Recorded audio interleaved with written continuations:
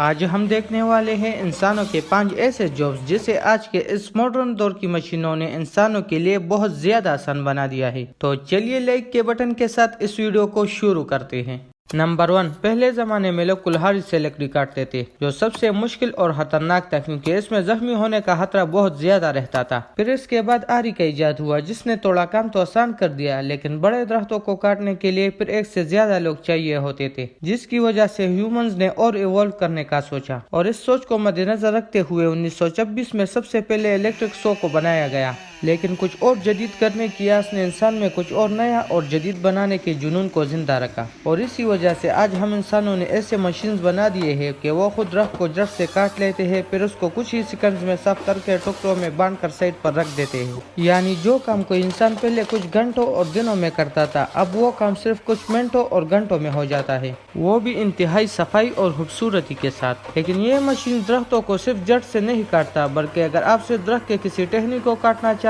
تو یہ مشین صرف اسی حصے کو کاٹ کر بڑی آسانی اور صفائی سے اسے زمین پر لا کر رکھ دیتا ہے۔ اس کے علاوہ درخت کاٹنے کے بعد ایسی مشینز بھی موجود ہے جو کاٹے گئے درخت کو بڑی آسانی کے ساتھ دوسری گاڑیوں میں پلک جھپکتے ہی لوڈ کر دیتے ہیں۔ نمبر 2، پرانے زمانے میں کھیتی باڑی کرنا، فصلیں اگانا کافی محنت اور مشقت بڑا کام تھا، لیکن آج کے دور میں ایسی مشینز آ گئی ہے کہ جو کام لوگ کئی دنوں اور کئی ہفتوں میں بھی نہ کر پاتے، وہ کام آج ماڈرن مشینز کی مدد سے کچھ ہی گھنٹوں میں ہو جاتا ہے۔ مثال کے طور پر ان کیبیجز ہارویسٹنگ مشینز کو دیکھیے، جو کچھ ہی وقت میں بڑے سے بڑے کھیت کو ایسے صاف کر دیتے ہیں جیسے یہاں پر کوئی بند گوبھی تھی ہی نہیں۔ اصل میں اس مشین کے آگے 2 اسپائرل روڈز لگے ہوئے ہوتے ہیں، جو جب سرکولر موشن میں آگے جاتے ہیں تو ان کے درمیان آنے والے گوبھی کو یہ اٹھا کر اندر کی طرف دھکیل دیتے ہیں، جو اس سلائڈنگ چین کی مدد سے اوپر جاتے ہیں، اور جب یہ اس وائبریٹنگ رولر سے گزرتے ہیں تو ان کے اوپر جو پتے موجود ہوتے ہیں یہ ان کو دور کر کے ان خوبصورت بند گوبھیوں کو آگے بھیج دیتے ہیں، جہاں ایک آدمی کھڑا ہوتا ہے یہ دیکھنے کے لیے کہ کہیں کوئی بند گوبھی خراب تو نہیں یا اس پر کوئی کیچڑ وغیرہ تو نہیں لگا ہوا،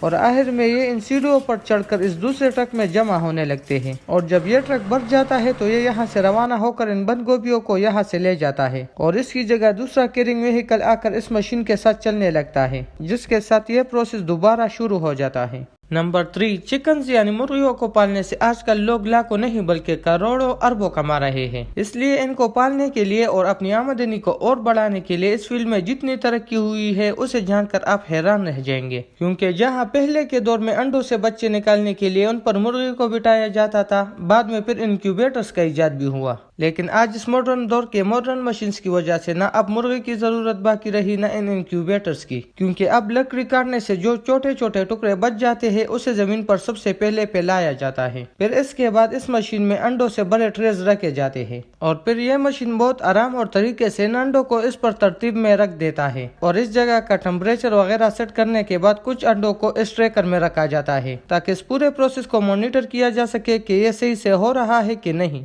اب باری آتی ہے ویکسینیشن کی، جہاں پہلے انجیکشن کے ذریعے ویکسینیشن کی جاتی تھی یا پانی میں دوائی ملا کر ان کو پلایا جاتا تھا، لیکن یہ سب تب ہوتا جب چوزے انڈے سے نکل جاتے، لیکن آج کل ویکسینیشن پروسیس کو ایک ہیچنگ سے پہلے ہی مکمل کیا جاتا ہے، جس میں ان انڈوں کو اس مشین سے گزارا جاتا ہے، اور اس مشین میں موجود کئی انجیکشن ایک ہی وقت میں بہت سارے انڈوں کے اندر ویکسین کو انجیکٹ کر دیتے ہیں۔ لیکن اکثر ویکسینیشن کے بعد بھی اگر جگہ گندی ہو تو پھر بھی بیماریوں کے پھیلنے کا خدشہ رہتا ہے، اس لیے ان کے رہنے کی جگہ کو ڈس انفیکٹ کرنے کے لیے آج کل ان روبوٹک مشینز کا استعمال ہو رہا ہے، جو بہت جلدی اور آسانی سے پوری جگہ کو ڈس انفیکٹ کر کے بیماریوں کو پھیلنے سے روک دیتے ہیں۔ نمبر 4، پرانے زمانے میں جب زمین سے فصلیں کاٹی جاتی تو زمین کو دوبارہ تیار کرنے کے لیے کسانوں کو کافی محنت کرنی پڑتی تھی۔ اس کے لیے یا تو وہ خود دن رات محنت کر کے زمین کو دوبارہ کھودتے یا سانڈ کا استعمال کر کے زمین میں ہل چلاتے، لیکن جو بھی ہو یہ دونوں طریقے کافی نہیں بلکہ بہت زیادہ مشکل تھے، اور اس میں وقت بھی بہت زیادہ چاہیے ہوتا تھا، اس لیے اس پروسیس کو آسان بنانے کے لیے ٹریکٹر کا ایجاد ہوا، جس نے اس کام کو بہت زیادہ آسان کر دیا، خاص طور پر ان کسانوں کے لیے جن کے پاس اتنی زیادہ زمینیں نہیں تھی، لیکن وہ کسان جن کے پاس کئی سو بلکہ کئی ہزاروں ایکڑز کی زمینیں تھی ان کے لیے یہ کام ابھی بھی اتنا آسان نہیں ہوا تھا، لیکن اس ماڈرن دور میں ایسے مشینوں کا ایجاد ہوا جس نے یہ کام بڑے حد تک آسان کر دیا، اور جس کام کو کرنے میں پہلے کئی دنوں اور ہفتوں کا وقت لگتا تھا اور بہت سارے لوگ چاہیے ہوتے تھے، آج اسی زمین کو ان مشینز کے ذریعے بڑی آسانی سے دوبارہ فصلیں اگانے کے قابل بنایا جاتا ہے، وہ بھی صرف ایک آدمی کی مدد سے جو یہ مشین چلاتا ہے۔